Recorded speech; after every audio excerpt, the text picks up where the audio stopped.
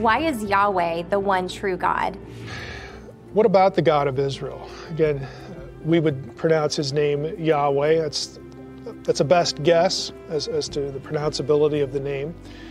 Is he the one true God? Well, in the Bible, he is certainly portrayed that way. He is certainly labeled that way and certainly is, again, in the biblical story. You know, you could take that answer and just leave it there. Again, if the question is really concerning the Bible, that's where you're at.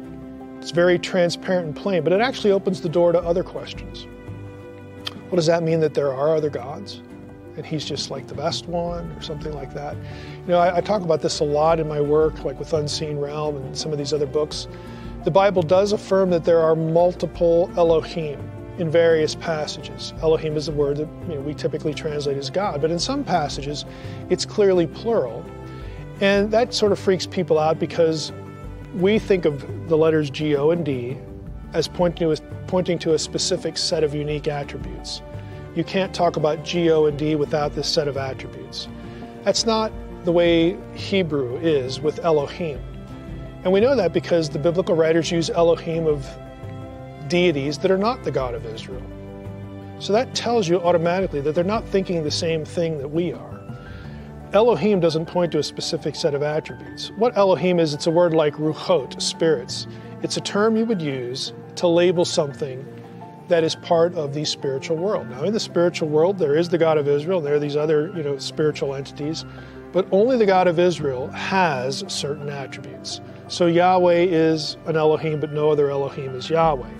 That's what the Hebrew Bible is actually saying. The biblical writers give Yahweh only certain attributes. He's the creator, he's the sovereign, he's omnipotent, he's omniscient, all these things that we typically think about in relationship to the letters G, O, and D. All of those are attributed, given to one deity in the Bible, and that is Yahweh. They are specifically denied to all others in various passages. So Yahweh of Israel is unique among all spiritual beings. He is the God of gods. It's a biblical phrase. He is the Lord of lords. He is the King of kings. He is all these things. He possesses these attributes alone. No other one does. So in that sense, sure.